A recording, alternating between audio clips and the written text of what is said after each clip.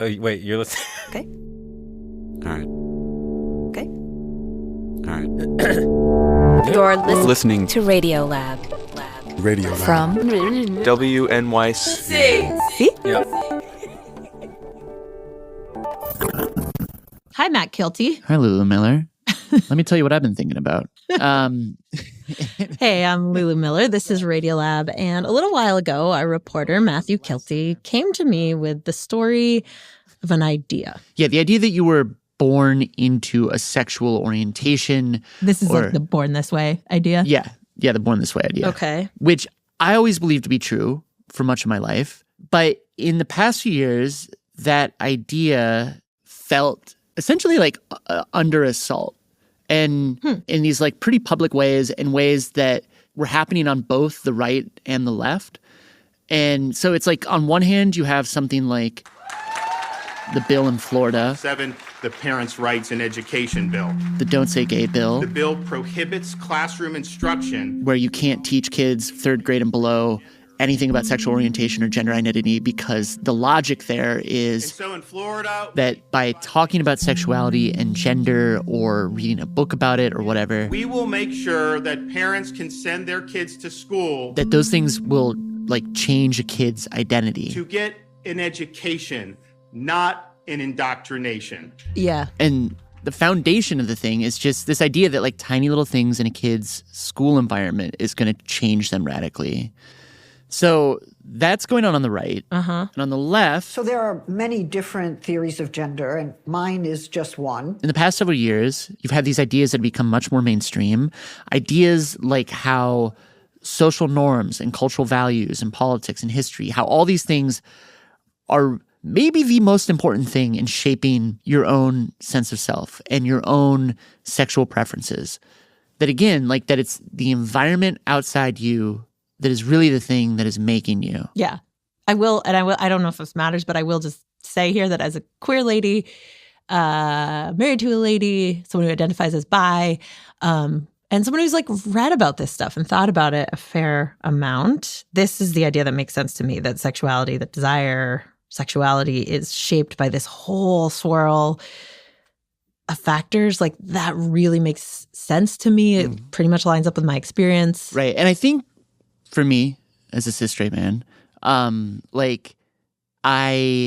identity always felt very consistent and I just never really had to think about it. And in part, you know, maybe embarrassingly, like I never had to think about it. It was just like, I grew up in a world where the born this way idea was the thing.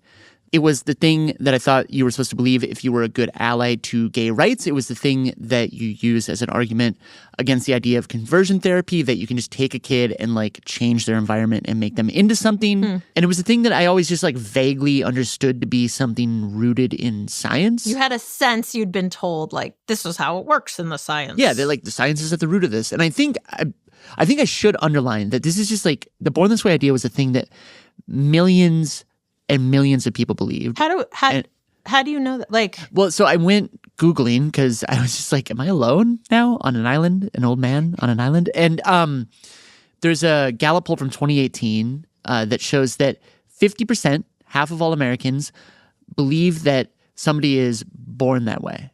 And so I felt like I was witnessing all the ways in which this born this way idea was maybe unraveling. And I just started wondering, like, why is this even an idea that I believe? Like, okay, so why do I believe, where did this belief come from? Why do I believe it so certainly? Right. And why do so many other people believe it? Yeah, because it's clearly an idea. It's an idea constructed by human beings that must have some sort of like history. And I just didn't know what the history was. And I didn't know how this thing became as pervasive as it did. But yeah, like for me personally, like why do I believe this? What is the truth to this? And is it true? And if it's not true, what does it mean for it not to be true? Because if you have a right-wing front that is making these environmental arguments, trying to like annihilate certain types of identities, like what argument do you then make in the face of that? Yeah. No, I wonder that. Like I feel that. I worry about that. And I don't know. I mean, is this because of that? Like I am interested in this story, but is this the moment to look into this history, to talk about this unraveling if there is so much real harm at stake? Yeah, I think, talking to a lot of different people, the point is like it's unraveling whether or not we talk about it. And some of the people I talked to, what they said is it doesn't have to be so frightening, or it doesn't have to be so scary, or that like the unraveling itself, like staring at it and understanding why it's happening is actually possibly the path towards a greater and like more durable protection. Huh. Okay. Well, I don't understand how that could be, but I am curious to find out. So where do you want to start it? Well, okay, so I started trying to figure out where this idea actually came from, like the birth of it. And almost everything I came across, The research team's leader, everything I read, Dean Hamer. everybody I was talking to, Dean's motivations are what Dean's motivations are. that rightly or wrongly, are you talking about the Dean Hamer paper from 93? That's it. Yep. That's him. Oh, interesting. People kept pointing to this one All Dean is saying is guy. nothing in science is a fact with a capital F. That he was essentially this sort of linchpin I think that Dean Hamer is to the idea that you were born this way. kind of the culmination of a particular project, a several decades long process. The origins of homosexuality. Is that on? That's on. Hello. Yeah. Oh, shoot. Can you hear me? I can hear you very well. How is my mic? Your mic sounds pretty good. Good. So last summer, 2022, I began interviewing Dean. How are things over there? Things are wonderful here, as always. He's 72, lives in Hawaii. It's, 85 degrees and blue skies, and the trade winds are blowing. Well, that's lovely. So, not too bad. And actually, the first thing I ever came across of Dean was an oral history that he did. And the thing that grabbed me about it is how there are these moments from his life that are almost like these little precursors to the Born This Way idea. Okay. And I think, so I think like one of the things is kind of like one of his earliest memories. So, I was in preschool. This is in Montclair, New Jersey, just outside New York. And every day they would make us take a nap. And they would give us little mats, and we'd lay down, and I would lie on my stomach, and then I would start sort of rubbing around and having fantasies. And I always fantasized about the Lone Ranger. That mythical lawman from TV with the black mask, Which I thought was very sexy. crisp white cowboy hat. And had a nice pouch in his Levi's. And in this little fantasy, Dean would hop up on the ranger's horse, wrap his arms around him, And ride around the range with him. The way he said it, he was like, I just knew I wanted to be his friend. Aww. And so there he'd be face down in his preschool on his nap mat. And I would gyrate into the mat and get a little tiny boner. And he's like 3. He's like 3 or 4. 5 years old. Five. But Eventually, one of the preschool teachers would come over and be like, Dean. you were definitely not supposed to do that. But he says, over the next few years, when he'd be on something like a school field trip, I would fantasize about guys that I was rooming with or that we were on the bus with. and still, it wasn't sexual. It's more about friendship, It was just like those first little inklings of desire, what we might call puppy love, that thing that just sort of bubbles up. attraction. And during any of this, are you confused by it at all? Does it? No, I never questioned the direction of my attraction. It just swelled up in me. It was just there. But this is the suburbs, 1950s. Middle class, heteronormative type of environment. So Dean, in middle school, would like make out with girls, Because that's what everybody was doing, had girlfriends in high school. including the queen of the prom. Oh. We went to the prom together. But I felt like I wanted to be with boys, and I knew I wanted to be with boys, but just had no way to realize that. But then one night, Dean's at home, he's 15. And I saw a TV program called The Homosexuals The Homosexuals. with CBS News correspondent Mike Wallace. It's this hour-long TV news report from 1967. Most Americans are repelled by the mere notion of homosexuality. And in it, there are gay men. Lit indirectly so that you couldn't see their face. This man is 27, college educated. Talking about how horrible it was to be a homosexual. I had one friend who was beaten savagely by his father, About violence they endured, and he beat him, in fact, with bricks. about how they couldn't maintain relationships, about how they felt like they had to hide. That it was a sickness. I know that inside now I'm sick. And I'm sick in a lot of ways. I looked at that and thought, oh gosh, that's who I am that they're talking about. And it was truly frightening. Did it make you feel some sort of shame, or like I would think I'm ill or something? I didn't feel that. I felt really angry because it It wasn't right. And it was who I was. But I couldn't think of any way around it whatsoever. And I knew I better keep my trap shut.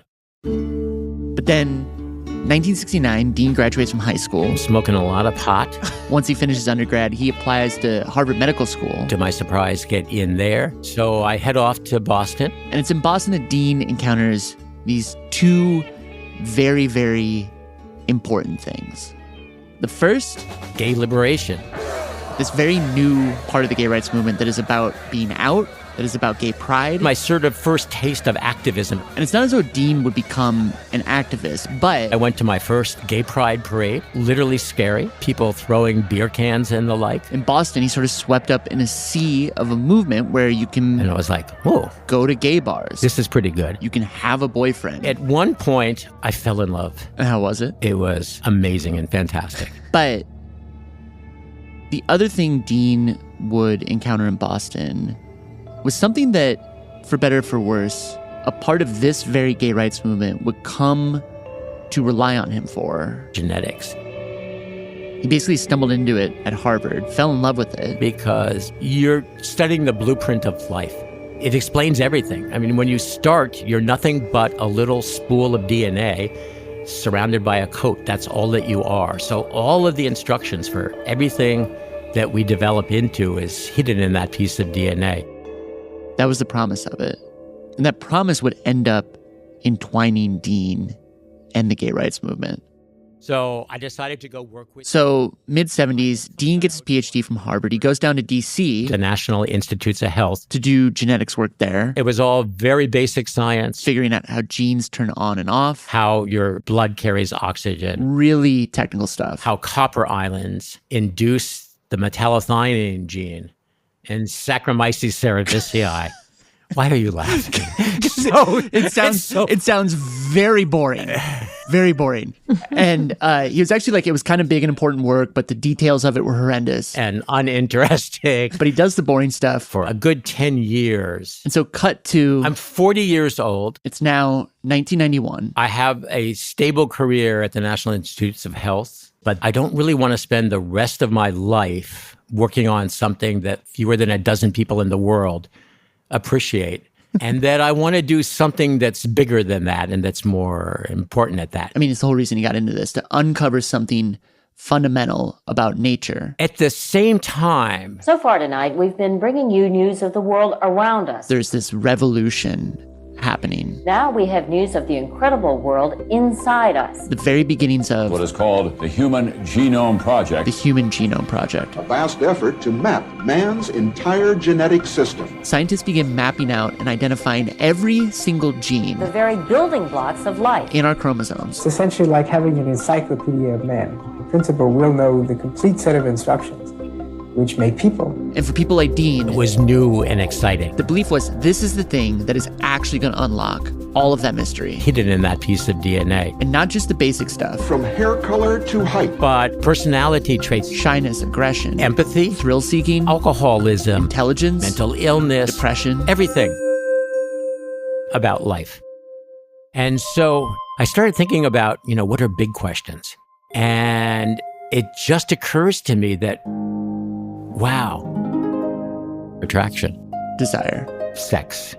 It's so important. To Dean, it has to be encoded in us. Because the driving force of evolution is to make organisms that can have more organisms. In other words, sex drives everything. What could I learn about that? And so is he immediately like, oh my gosh, is there a genetic component to homosexuality? Well, actually, he says no. Dean says he really just wanted to learn about genes and sexuality. And the first thought he said wasn't even about himself. It was, because I'm gay, I know where I can get subjects. Other gay people. Because whenever you're interested in a trait, the only powerful way to study it is to study the minor version of the trait. Because if you study something that everybody has, it's almost impossible through genetics to figure out how it works. So the hope is by studying gay people, that's actually the path into understanding the genetics of sexuality more broadly. Huh. So he says it wasn't at all about homosexuality or trying to figure out what makes him the way he is? No, I mean, everything I read of or from Dean, everything I've seen him say publicly and what he told me is, no, like it was just trying to understand sexuality and this being kind of the only way to do it. And so he and his team, they decided they're going to start with gay men. Okay, so just dudes first. Right. So basically, he pitches this to his bosses at the NIH. I got the green light. And he began. So we started placing advertisements. In gay papers. Went to the HIV clinic right at the NIH. Went to a group called PFLAG. Parents and friends of lesbians and gays. And Dean said when he would interview these gay men. Right off the bat. Almost all of them would say. It was just there. Like Dean, they'd always just felt this way. But if you're going to show that that has anything to actually do with genetics, what you need are families. And so he's like, okay, do you have any brothers? Do you have any sisters? Are they gay? What about mom? What about dad? Cousins, aunts, uncles, grandparents? Do you think any of them are gay? And I started traveling all over the country. California, Pennsylvania. To the deep south. To the great heartland. And he would sit down with these family members and ask them all these questions. Basic information about their age and their birth. Then I would ask about their own sexuality. You know, when was your first sexual fantasy? What did you fantasize about? For example, if you masturbate. Who do you think about? Is it another guy or is it a woman or both? How many different people have you had sex with? How many men? How many women? How frequently? How do you have sex? Do you do oral? Do you do anal? Do you do masturbation? Do you do rubbing? Yeah, that's the basic of a sex interview right there. And it was easy with a gay guy to ask, how often do you have sex and do you have anal or oral? It was a little bit tricky doing that with their great aunt in Duluth. But so Dean does all these interviews. He collects blood from everybody, eventually goes back to D.C. Mid-1992 or so. This takes him like a whole year. By that time, I have about 100 or so families, a little bit over that. He starts drawing out by hand these family trees. With squares for men and circles for women. Fill in the circle or the square if definitely gay. Blank if definitely heterosexual or thought to be heterosexual. And a big question mark if we're not sure. When he's looking at him, he notices this thing, which is that the gay men in a family... There's virtually none on the father's side of the family. They're on the mom's side of the family. And it was like a light bulb went off. Because for geneticists, if you see something coming down the mother's side of the family, it means it could be on the X chromosome. So oftentimes, not always, but oftentimes, a man has an X and Y chromosome. The Y comes from the dad. The X comes from the mom. So anything on the X chromosome tends to come down the mother's side. To get DNA, you just take a little blood. They do a bunch of fancy science. Add a couple of reagents, shake it, pass it through a filter. And he starts combing through many of these gay men's X chromosome. The entire chromosome. When he finds this tiny little... Rainbow. No, Lulu. No. Tomorrow's issue of Science magazine contains the results of a National Institutes of Health study. He finds this little genetic tweak, which shows that male homosexuality may be genetically determined. And it was this new evidence today about what causes a man to be homosexual. Little bit of DNA. The origins of homosexuality. That would become to some a source of comfort or a confirmation, to some a misstep towards greater injustice. But maybe most importantly to some, it would become this very powerful weapon. Is it something that happens at birth? Or is it a lifestyle? Gays in the military. 58% are against legalizing gay marriages. You deserve no right. It is a cultural war. We're mad as hell and we're not going to take it anymore. But this war is for the soul of America. We're sick and tired. God says that it is wrong. It is an abomination for a man to lie with a man. We are going to fight back. This is not a moral issue. This is a human rights issue. We will be free. All that in just a moment.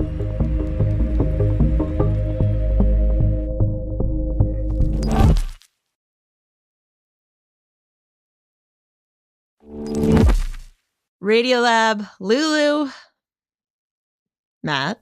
Okay. That feels like a bit of a short shrift. Matt Kilty. Thank you. Straight reporter. Okay. All right. So we are here talking about the birth of the born this way idea, where it came from, how true it is, all that. Yep. And we left off, Dean had found some genes, like genes that he thought what exactly? Like, did he think that these genes fully predetermined a person's sexuality? Or? Okay, so actually, technically what he found is like a little region that maybe contained a gene, some genes. That's sort of the question. Like, what do the results actually show? And I spent a long time looking into the science of this, Dean science, other science. But then I stumbled across this paper that made me realize how the science isn't just the thing here. And in fact, to understand why the Born This Way idea really took off, you have to understand the world outside of the science. So exciting for me to talk to you, truly. And that the Born This Way idea is kind of the culmination of a particular project, a several decades long process. Oh, two things before we really jump in. One, because I always forget this. If I could just have you say your first, last name, and then however you want to ID yourself, like title at work or whatever. Oh, sure. So it's pronounced Joanna Wuest. Wuest. Great. And I am an assistant professor of politics at Mount Holyoke. So Joanna wrote a dissertation, which is the thing that I saw, about how the true origins of Born This Way go back to much earlier than Dean. Exactly, yeah. Okay, so where would you want to start? So I think that the natural place that I would begin is in the 1950s, because that's when we see the founding of the Madison Society. One of the first nationwide gay rights organizations. Also the Daughters of Bilitis, a lesbian organization. Both of which were predominantly white, middle class. They had dress codes on the books. Men had to wear ties. Women couldn't wear jeans. It's hard in terms of today to really understand what was going on in the 50s. This is from an oral history of Del Martin, who was one of the co-founders of the Daughters of Bilitis. I mean, the fear and the paranoia was just something fierce. Thousands of suspected gay people were being kicked out of the government. There was, fear of losing your job. He's been in jail 3 times for committing homosexual acts. Of being arrested, thrown into jail. Or thrown into a mental institution. Yeah. Because at the time, homosexuality is in fact a mental illness. The argument was that homosexuality was a psychological defect. Which has reached epidemiological proportions. That was literally the American Psychiatric Association's definition. Homosexuality was a mental illness. It was all the parents' fault. The idea was relationships to the father and the mother, that it was caused by the environment at home. And having a profound effect on the final pattern of the individual's sexual behavior. And so at that point, we needed validation. Del says that she and most of the gay people she knew were like, we know we aren't mentally ill. But we still have to deal with the rest of society. And Joanna says that these early gay rights organizations decided that the way to deal with the rest of society, to fight off the argument that homosexuality was a mental illness in the minds of the public, was to turn to science. And start collaborating with, I feel from the many years of work, psychologists and psychiatrists, that a homosexual is first of all a human being. We were guinea pigs for researchers. Research being a way to get rid of the sickness label. And so they start going to psychiatric conferences, sitting on panels, making inroads with more researchers to say that these people aren't sick. And I do not look upon homosexuality as a neurotic problem. That being gay is not a mental illness. That being gay lies deep in the individual's nature. That it has nothing to do with your parents. That it's essentially natural. And then you would hear this idea. Well, I was going to add that from somebody like Hal Call, who was the president of the Madison Society. That this whole business of homosexualism is just one of the things that exists in nature. That it's essentially a natural variation of the natural world. Which, no one's saying that a homosexual person is born that way in a strict sense, but it's that word nature. It's that word nature showing up and starting to put some sort of boundary between the environment and something else that's going on inside of a person. And what happens is over the next 20 years, psychiatry and psychology starts to undergo this really big shift. So when we get to 1973... It's huge. It's so pivotal. The American Psychiatric Association drops the definition of homosexuality as a mental illness. And those prominent gay rights activists who had made these relationships with folks in psychology and psychiatry... They would lean on those allies to start trying to make bigger changes. Exactly. And so Joanna says all throughout the 70s, gay rights litigators are bringing all of these scientific experts into court to serve as expert witnesses. Now, what you see on the other side, like the anti-gay conservative side, is that their rhetoric in these court cases also starts shifting. He was relieved of his classroom duties because he is a homosexual. So like a teacher would be fired for being gay. We are modeling behavior all the time by what we do as well as by what we say or teach in the classroom. Because their homosexuality. It's kind of seen as a contagion. Like that's the rhetoric, which feels very much like... One word, groomer. They're grooming 7-year-olds. What you see from conservatives today. This is propaganda for grooming. It's groomers pre-groomers. Yeah, exactly. This idea that... There are definite overtones that children will catch, yes, particularly children of today. Sexual orientation is modeled, it is learned. And in response to that... pioneering scholars and clinicians would come into the court as expert witnesses to say things like, this high school teacher couldn't change the identities of these students because whatever is causing those identities, those ideas are already going to be set in stone within the first few years of a child's life. Which doesn't mean that the environment still couldn't be playing a role here, but it is pushing the origins of sexual orientation to something much closer to like birth, implying that homosexuality or even heterosexuality is essentially innate. That you're saying in the context of these court battles that like... Yeah, but it's not just like court cases. Like these scientists are coming to annual conferences held by gay rights organizations to teach them about the science of sexual orientation. And that the origin of sexual orientation might not be rooted in psychology, but rather biology. That's interesting. So you're saying there's almost like this gradient. Yeah, it's like a gradient. Yeah, exactly. It's like this shift from psychology to biology, and not just biology of like the natural world of nature, but like human biology. Which is the beginning of what we eventually will see as a born this way rhetoric. Also, did you come across Carl Bean during your research? The disco song? Yeah. Yeah. Okay, Carl Bean. Have you heard of Carl Bean? No, I have not. I'm not familiar with Mr. Bean. Okay, so Carl Bean, Mr. Bean, gay black man, activist, disco singer, 1977, puts out a song called I Was Born This Way. What? No. Uh-huh. And it's very good. Ooh. Come on onto the dance floor. I would dance to this. It's amazing. Oh my God. Listen to the words. Okay. You laugh at me and you criticize because I'm happy. Yes. Carefree. Uh-huh. And gay. Oh my God. It ain't a fault. It's a fact. I was born this way. Yeah. Wait, so Gaga ripped off Carl Bean? Well, that's a loaded question, but no, she said multiple, like she said in many interviews, the song was inspired by Carl Bean. The album was inspired by Carl Bean. I guess what we can say is Carl Bean is in the vanguard here. Okay, Joanna's point is that the ingredients are there. It just feels really early. Born This Way was still not there as like a full-throated message yet. Because like the science wasn't really there. But then once you get into like the mid-late 80s, you have somebody like Judd Marmor, who was the former president of the American Psychiatric Association. He was an advocate and collaborator with gay rights groups. He's beginning to place extra emphasis on biological factors. These were studies that were done by the mid-80s that were looking at sexual orientation and like hormones and brain development. That perhaps something happened in utero. And so the idea is like if you are a male fetus, you are being kind of bathed with estrogen in utero, and that's going to influence your brain development, which is then going to feminize you and to make you into a gay man. And as you can hear there's a lot of assumptions about what it means to be a gay man there. It's estrogen, which is a female hormone, allegedly, which is going to give you feminine qualities that are baked into your brain structures.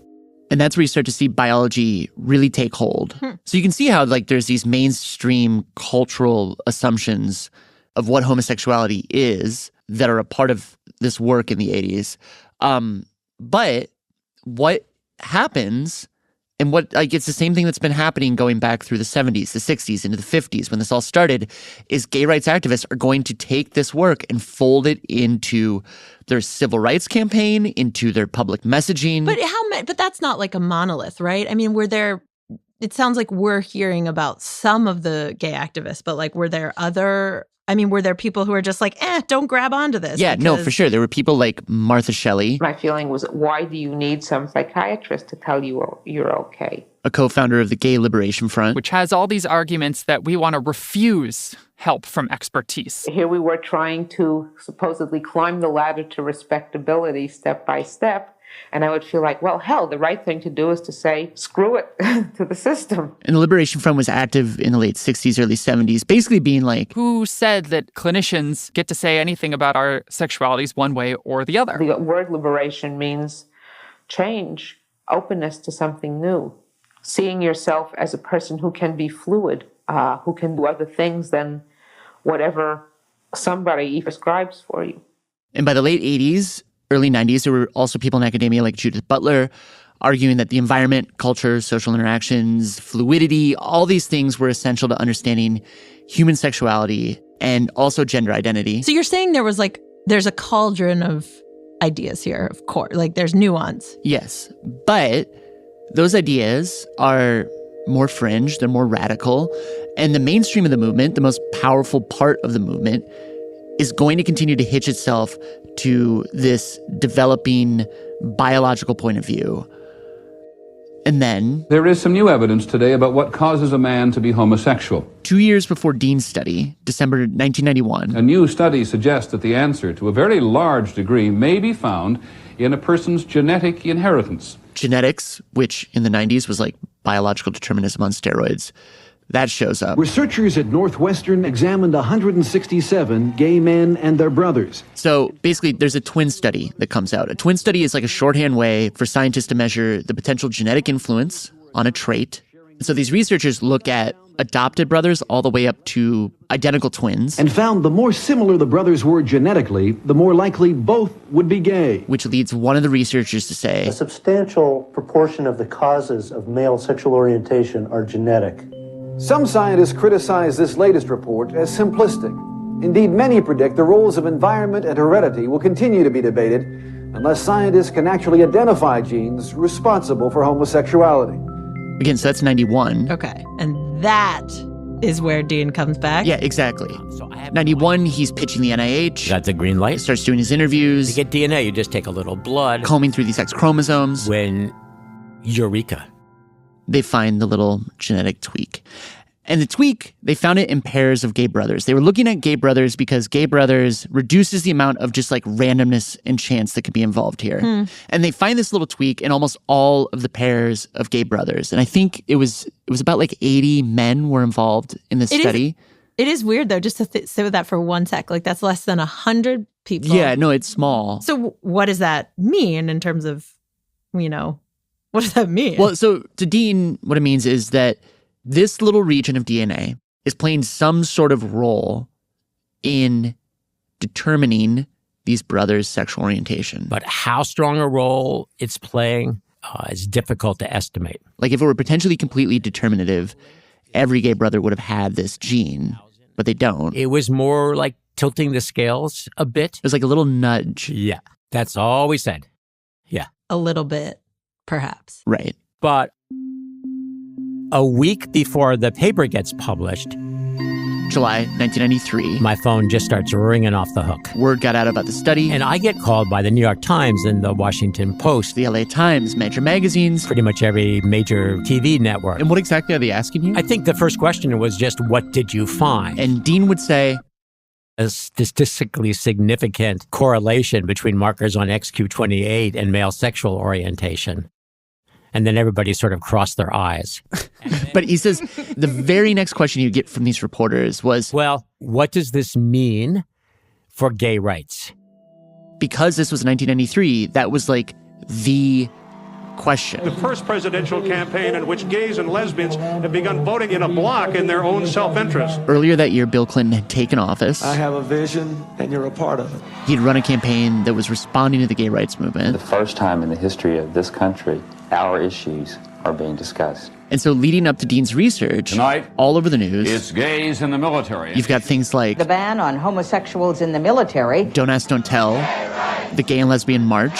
One of the largest demonstrations ever in the nation's capital. There's also the beginnings of marriage equality, debates about homosexuality and sex education. Some on the religious right are running a TV ad campaign. And so people wanted to know, in the midst of this whole conversation, if genetics are a part of it, what does that mean for gay rights? And Dean would be like, well, I don't know. That's not a scientific question. That's a social question. It's a political question, but it's not about the science. Dean Hamer, senior researcher. But then Dean gets a call to come on a very popular show, Nightline, to talk about his work. I was like, no, because that's a discussion show. It's not really a science show. And they're like, well, we're going to talk about it anyway. So I was like, okay. And I should point out that Dr. Hamer wants only to refer and to comment on the scientific aspects of the story. But then Ted Koppel leads in with this question. If the findings of the study, Dr. Hamer, are confirmed, will it then be accurate to say that homosexuality is not optional behavior? And Dean, what we found is that basically just sticks to his science. One specific region of one chromosome is linked to homosexuality, at least in some men. But Koppel pushes it a little bit further. Will it then be possible at least to say that it is not a purely behavioral thing, that there are inherited There are definitely inherited characteristics which are very important. That's correct. But and how important? Well, I am unwilling to go to the lengths he wants me to go to. I mean, I'm just trying to get you to put it in as commonplace a language as you can so that we all understand it. And Dean's like, look, homosexuality is not simply determined by some single gene. What's important today is that we've clearly demonstrated that genes are involved. And really, it's nearly at the end of this 30-minute long episode that Koppel just finally asks the thing. Back to the science of this, Dr. Hamer, and ask you to what degree is it appropriate based on the findings that you have reached that gays can say, look, it's not a matter of choice. It is predetermined, in a sense, genetically. Basically, are you born this way? And it was almost as if like that word choice unlocks something in Dean. I think all scientists that have studied sexual orientation already agree that there's very little element of choice in whether or not people choose to be gay or heterosexual. Wait. All scientists say there's no choice? Well, there's very little choice. Is that even true? Did all scientists think that? Well, okay, so... Well, previous studies have suggested that... Dean is referencing all of the stuff that we talked about, the child development studies, the hormone studies, the twin studies, all that stuff, plus his work that he believes tells him that there's very little choice involved in sexual orientation. Have they heard of bisexuality? Did bisexuality not exist in people's minds then? Wait, hang on. I'm sending you something. Okay.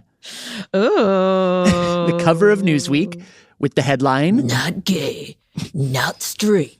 A new sexual identity emerges." Okay, thank you. So that's 1995. That's 2 years after Dean's work. Okay, but anyway, well, just the only reason I'm bringing that up is, I guess you could just, it's just like there's choice in every aspect of it, which is part of what makes it so darn fun. Right. I think what's tricky about it is there's like this question of what are we talking about when we're talking about choice? Well, and I talked about this a lot with Dean. So you think because there's some sort of genetic basis, that means what? That we don't have any control? Oh, it's within our control to do what you do, including who you have sex with. But Dean believed that what he found showed that when it comes to sexuality, you can no longer make the argument that it's purely a matter of choice. It's something much deeper than that. It's like the thing that strikes you about somebody, like the way they laugh or like the shape of their mouth or whatever, like those flickers of desire that just emerge from within you. Sure, I get that it feels bodily. It feels that it's just like intuitively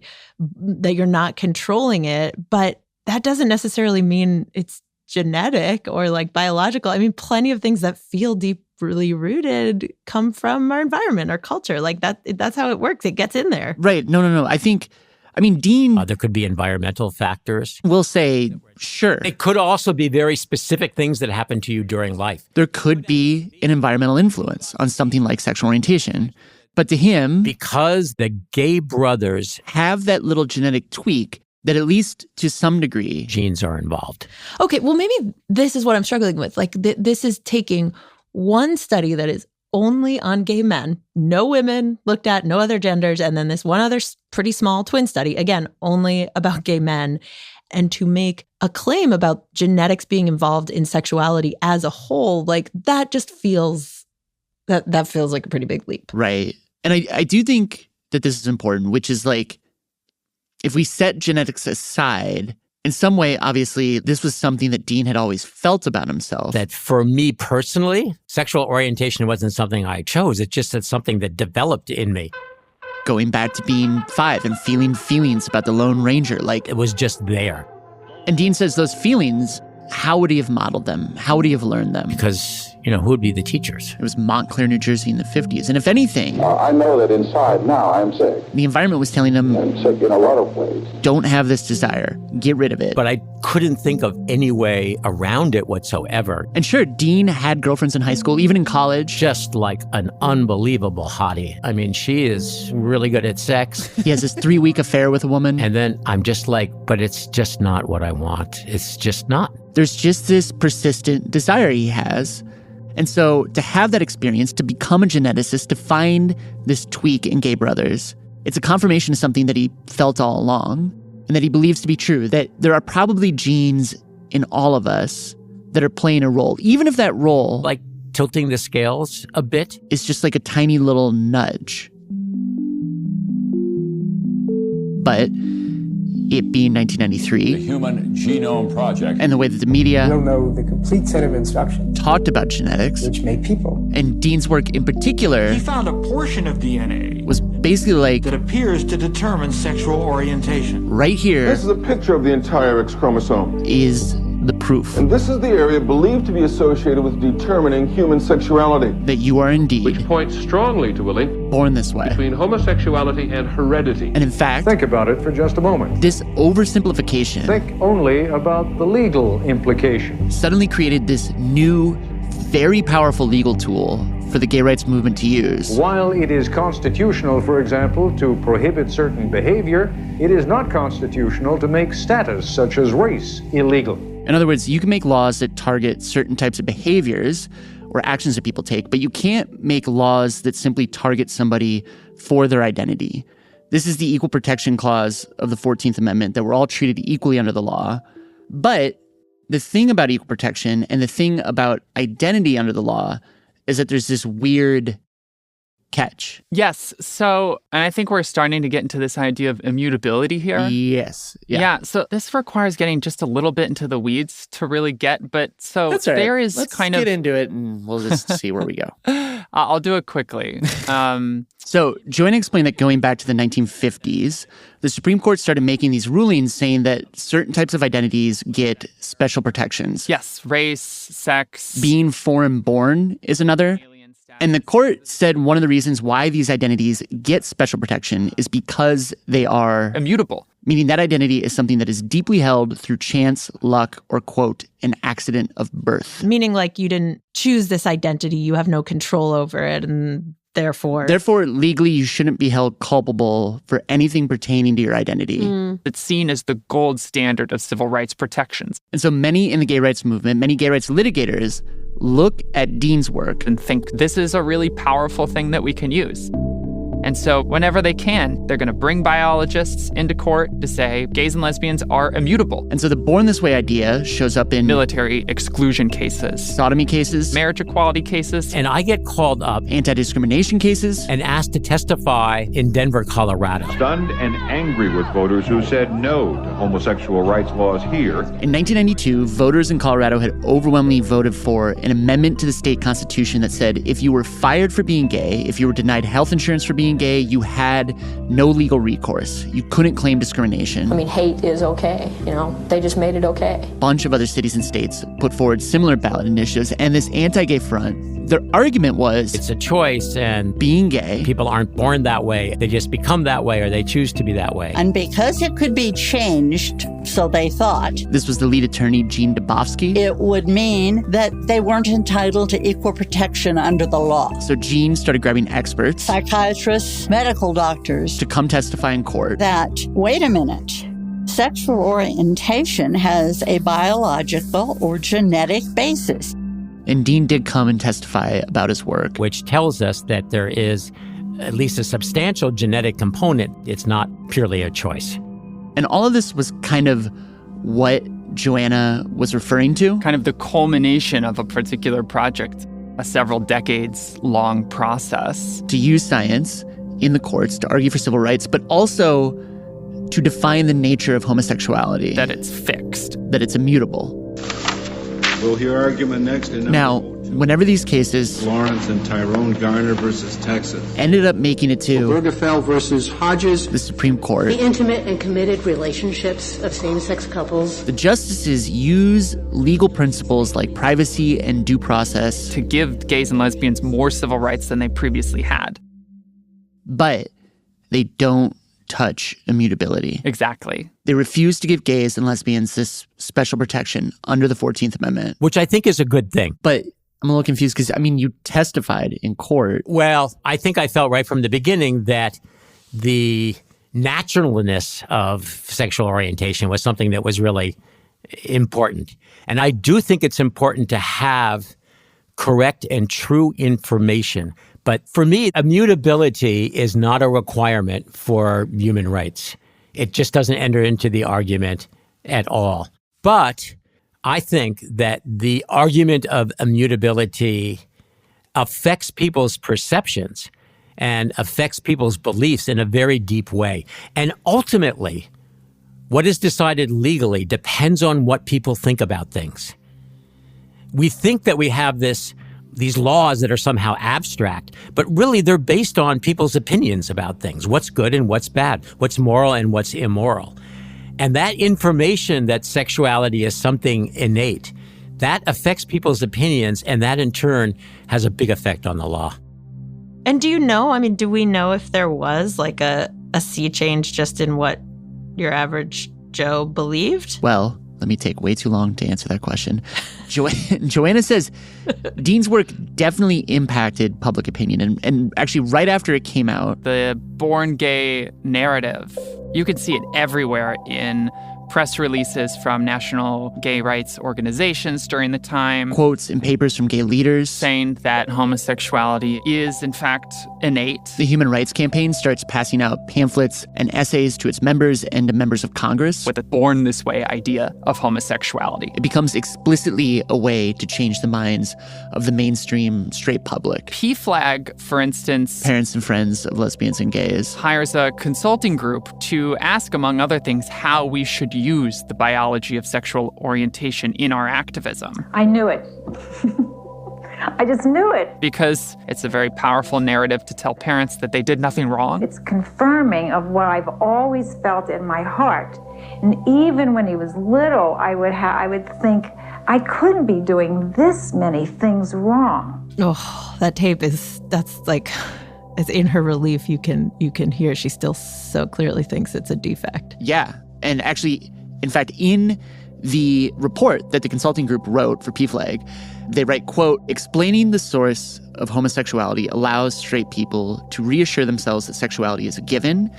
If sexuality were a matter of choice or even contained some degree of choice and ambiguity, people would have to think about a volatile and complex dimension of human experience, unquote. Whoa, keep that trapdoor shut. It's just like, yeah, don't look at it at all. Don't think about it. Wow. But so it's like explicitly being used in that instance to like comfort a straight. Yeah, a majority straight public. And Joanna says by the time you get to 2003, the ACLU will tell canvassers doing door-to-door knocking in support of marriage equality to emphasize biology and immutability when they talk about why queer people should be able to get married. It was actually in that year, 2003. Today it was gay rights, and the law of the land will never be the same. The Supreme Court rules sodomy bans to be unconstitutional. Homosexual conduct is no longer a crime. Then 2004. Do you believe homosexuality is a choice? In a presidential debate, Democratic hopeful John Kerry, I think if you talk to anybody, it's not a choice. Even says Vice President Dick Cheney's daughter, who was a lesbian, that she's being who she was. She's being who she was born as. A 2010 town hall. Don't think it's a choice. Then President Barack Obama. I think that people are born with a certain makeup. Also in 2010. It's called Born This Way. I'm beautiful in my way, 'cause God makes no mistakes. I'm on the right track, baby. I was born this way. That's where it really got its wings. Yeah, I mean, like, Born This Way around here really starts to, like, move through the culture. And Joanna points out, actually, that when Gaga put that song out, she's actually overtly campaigning for a repeal of Don't Ask, Don't Tell. The continued ban on openly gay people in the military. Thank you. And on the heels of that song, Obama overturns Don't Ask, Don't Tell. And then, 2015, you've probably got one of the most incredible moments of Born This Way, which is when the Supreme Court overturns the ban on same-sex marriage. And even though the court doesn't rule on the immutability question, in the court's majority opinion written by Justice Anthony Kennedy, he writes, quote, "Sexual orientation is both a normal expression of human sexuality and immutable," unquote. So that moment you see as just like full belief has permeated minds. Yeah, that it's everywhere. That feeling where you She was born as. really know that you were born this way. And I can't change. With Even if I try. Baby, even if I want to. And now, okay, I will finally answer your question, which is, if you remember, okay, so the 2018 Gallup poll about Born This Way. Yes. Yep. Okay. The one you Yes. were part of the sea of 50% of people who think that people. I'm not on an island. I'm floating in a sea of half of America who thinks that a who person believe that is born that way? Born This Way. Okay. So it turns out Gallup has actually been asking about this all the way back since 1977. And in 1977, that number was at 13%. 13% of Americans believed that somebody was born that way. Wow. Okay. So that's like a really big leap in just a couple. Yeah, it's few a decades. total transformation. And actually, if you look at it on a graph, which I'm going to do. Okay. Can I see? Because I had it. Do you want to look at it? Yeah. Okay, here. Okay, what am I looking at? A green line and a green line. Okay, yeah, just look at the dark green line, which is Born This Way. And it's going zoop, and it's spookity spikes in the 90s. Yeah, exactly. You see it's like a very slow climb through the 80s, and then boop. And that's right after, like, it's like right after Teen's work, it just starts shooting up. Wow. So there's this nice correlation between growing acceptance of homosexuality and the belief that a homosexual person is born that way. But what's really cool is in those surveys, you can then go in and ask people, what do you think about gay rights? What do you think about gay marriage? And there's been some research that shows that the number one shared characteristic of somebody who supports something like gay marriage is that they believe a person was born that way. So that trumps political affiliation, geographic location. It was even stronger than your religious affiliation, which is quite remarkable. Wow. So it's like, regardless of how accurate or not it is, this belief they think is the thing changing minds politically? Right. Yeah, it's fascinating, but we don't have any way of saying that Born This Way is what led those folks to be supportive. And there have been some experimental public opinion research papers published in the last few years that kind of throw some cold water on that idea. And they argue that Born This Way is more of the way that a person who already supports gay civil rights expresses that support for gay civil rights. So rather than Born This Way being the thing that causes you to change your opinion on homosexuality, it's just something that allows you to express an opinion that you already held. Yeah, and I think it's a little bit of both. And I mean, I think I've read that like media representation has also been a big thing in acceptance. And yeah, I could give you one other thing that maybe might help. Sure. So there are a lot of recent public opinion scholars who have looked, Jeremiah Gerritsen in particular, he has this book where he looks at the importance of the HIV/AIDS crisis in kind of making gay and lesbians visible, and visible in the media, but also visible to their family members and their social networks.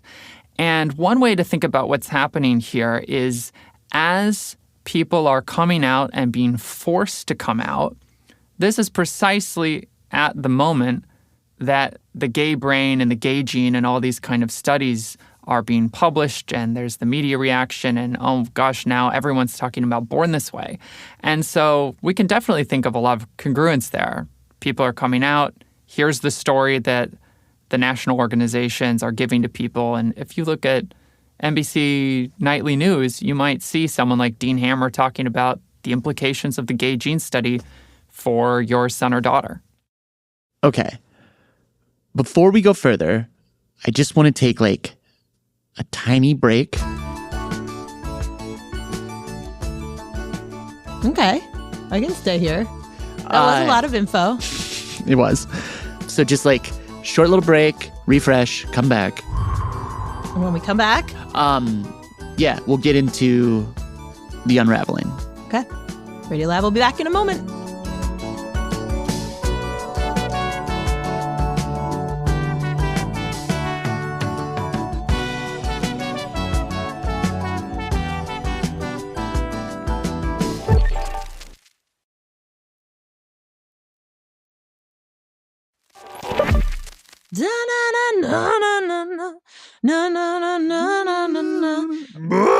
Baby, I'm Okay. Radiolab, Lulu back with Matt. Okay, so the unraveling.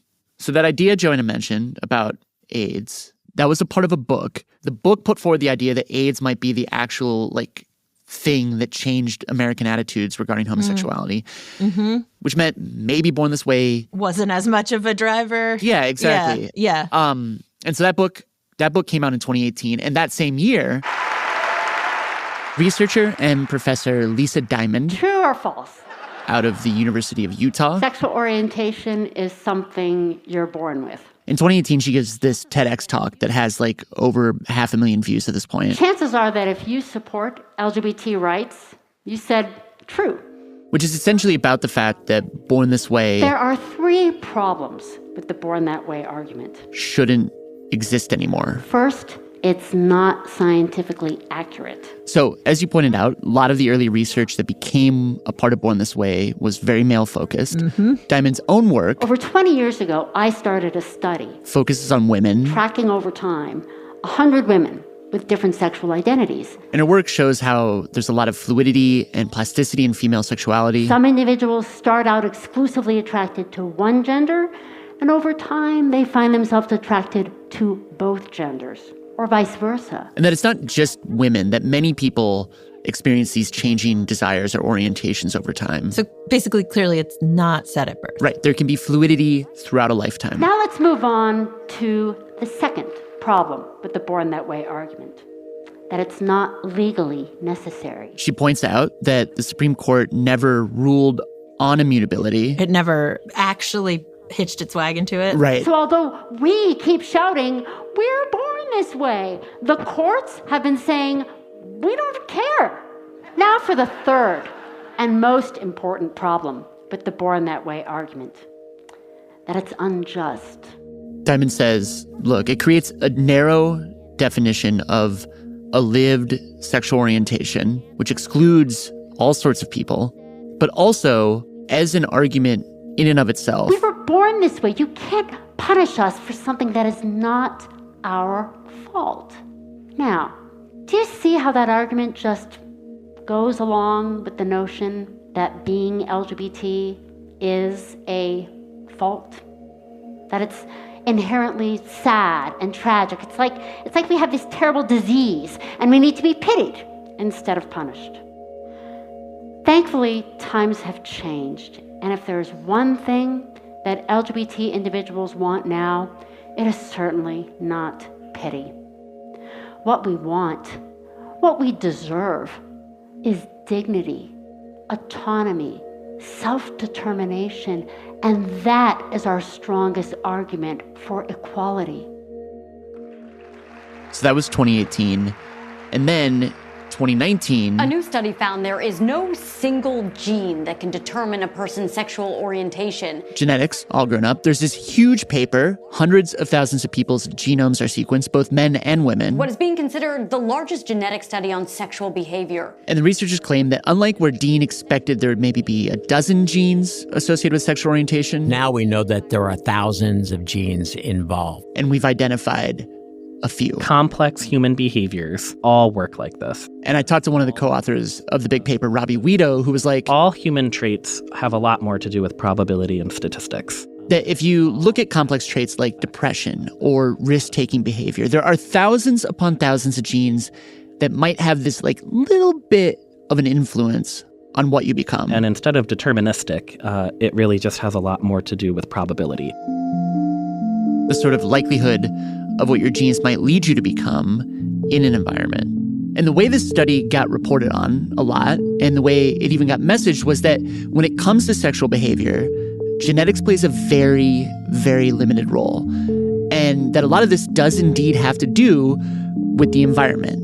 And what you start to see after all this, now more than ever before, is this sort of explosion. Americans are openly identifying as LGBTQ. Of people, especially in Gen Z, identifying as gay, bi, trans, queer. And what you see is a reaction to that. What the left used to tell you is, look, you're just born this way. Is the right starts making all these arguments. The one thing we were told about the environment is that none of this has anything to do with culture. None of this has anything to do with nurture. None of this has anything to do with education. And so in Florida... So this is where you get the Florida bill. This is where you get groomer. The whole groomer thing. And all of a sudden with her group of friends, they all decided they're trans. Quote, trans trenders. And she went on hormones. Social contagion theories, and this rise of anti-LGBTQ legislation. That says we're going to try to eliminate a lot of these kind of ways of being able to live one's life.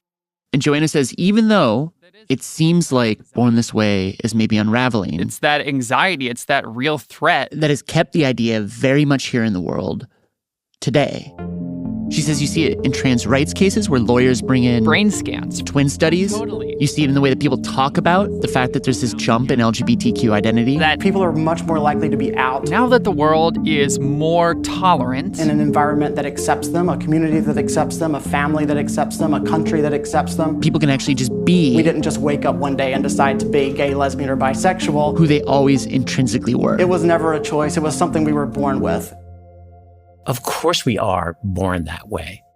And this is the thing, is if you believe that there's some sort of genetic basis for something like sexual orientation, it's almost like the Born This Way idea still kind of holds true. No, so... And when Dean and I would talk about this and talk about genes, I think they influence what you particularly desire. He would emphasize the role he believes they play. And that's really important. That's what you're going to pursue in your life, most likely. And we would spend hours. Genes are having... debating that role. A big influence. And that being the case... I guess we might have a disagreement, though, on big influence. And Dean would cite studies that claim that if you look at sexual orientation, like 25% to 50% of that has to come from genetics. It's hard to get below. Although some would argue lower. Yes, okay, great. 8%. Fine. Great.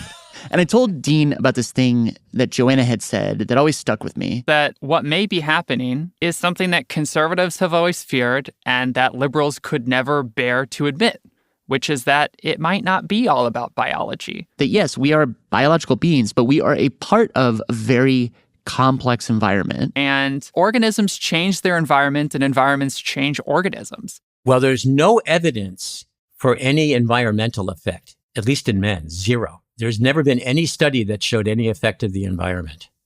It's important to recognize that. The environment meaning the shared environment, schools, language, religion, stuff like that. Stuff that's shared within a household. Does that mean in women there have been studies? No, I mean, none that I could find. I mean, like there's studies that show that sexual behavior is malleable, that like environmental circumstances will change how people have sex with one another. But there's nothing that shows like this thing here is what leads to a sense of orientation. And because of that, for Dean, I think that at the time of birth, your orientation, gay, straight, or bi, that is very, very strongly influenced by these innate factors that we have right from the very beginning. And we know what the effect is of saying, we don't know how this happens. It's not good. It's not good at all. So I'm not saying at all that should be the basis of our arguments or our moral arguments or our law. But I think it's a pity if people don't know what's known. Yeah, but I just don't know if much of anything is known. And if we do want to say that there are things that we know about sexual orientation or something, that like what we know to me still feels so small. I agree. We know about as much about sexual orientation as we know about depression or schizophrenia, which is not much. And I guess what I would just be wary of is confusing the idea that we don't know everything with the idea that there's nothing to know. I don't know why I'm trans. I just know that I am. But I think by the time I was transitioning, I knew too much about some of these biological stories. And I knew I could start probing the past and that I could tell a story about why I did something when I was 5 years old. But kids are gender nonconforming in many different ways. I've known many kids who played with dolls, cis boys who played with dolls for a period of their life and then don't. And it's not this kind of story that you would hear, like, if your little boy's playing with dolls, you can't give him a football because he's going to be gay at the end of the day and you should just accept the fact. I mean, that was the narrative. I think these stories are too easy. I don't think they explain everyone's experience, but they are neat and tidy stories that tell us the way the world is the way the world was always meant to be. And it also that the Born This Way thing, that narrative doesn't protect us from conservatives who talk about, trans trending, because the fact of the matter is there is much, much more identification with gender diverse identities and living sexuality out in different ways. And I think we're backing ourselves up into a corner if we don't kind of correct course a little bit. Well, so what is the correct course if it's not making these sorts of scientific arguments about biology, born this way, immutability? Well, I think that I wrote the book in part because I've grown a little bit kind of wary of the kind of queer theory accounts that say, oh, we should just get rid of any kind of involvement with scientific or medical expertise when we're fighting for political equality. Oh, is that a thing that people are talking about? Yeah, I think it's a thing you hear in academia. Okay. And you might hear it in some kind of more left-leaning queer, smaller activist groups. Which is like, get rid of science. We don't need science anymore. Yeah, but I would not be so willing to say that I don't want a gender identity clinician coming to court and saying that trans kids should have access to gender-affirming healthcare, because if you don't give it to them, they might experience trauma. They could even die. And you don't need a biological story to explain why that's the case, because those studies that prove that don't investigate the sources of identity. They just say that if you punch someone, it's going to hurt. And I'm okay with that kind of scientific authority. And it seems to have a lot more credibility than an assertion that we know of a gay gene or that we're so close to finding a gay gene, which is just, we're nowhere near that. And I don't think we ever will be.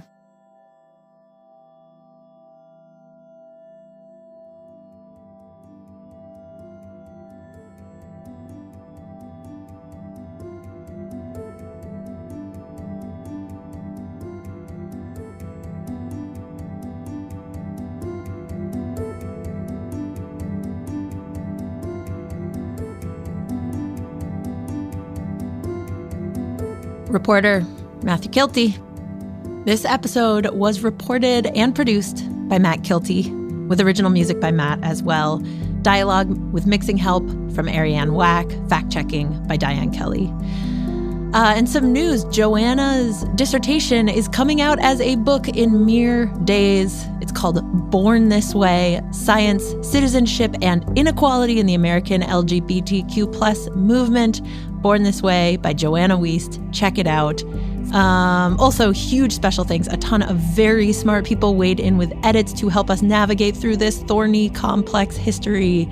Big thanks to Sean McKeithen, Joe Osmondson, Jennifer Breyer, Maddie Sophia, Daniel Levine-Spound, Heather Radke, and Ellie Mistal. Additional special thanks to Angela Pachuli, Carl Zimmer, Eric Turkheimer, Andrea Gana, Chandler Burr, Jacques Baltazar, Mike's Breakfast Sandwiches, and a huge thank you to the Lesbian Her Story Archives for letting us use some of their oral histories of founders and members of the Daughters of Bilitis. The Her Story Archives are so cool. I highly recommend you check them out. That'll do it for today. Thank you for listening. Thank you for being. Catch you next week. Radiolab was created by Jad Abumrad and is edited by Soren Wheeler. Lulu Miller and Latif Nasser are our co-hosts. Dylan Keefe is our director of sound design. Our staff includes Simon Adler, Jeremy Bloom, Becca Bressler, Rachel Cusick, Ketty Foster Keys, W. Harry Fortuna, David Gable, Maria Paz Gutierrez, Sindhu Nyana Matt Keelty, Annie McEwen, Alex Neeson, Sarah Kari, Anna Raskuet Paz, Alyssa Jong Perry, Sarah Sambach, Ariane Wack, Pat Walters, and Molly Webster, with help from Timmy Broderick. Our fact checkers are Diane Kelly, Emily Krieger, and Natalie Middleton. Hi, I'm Erica in Yonkers. Leadership support for Radiolab science programming is provided by the Gordon and Betty Moore Foundation, Science Sandbox, a Simons Foundation initiative, and the John Templeton Foundation. Foundational support for Radiolab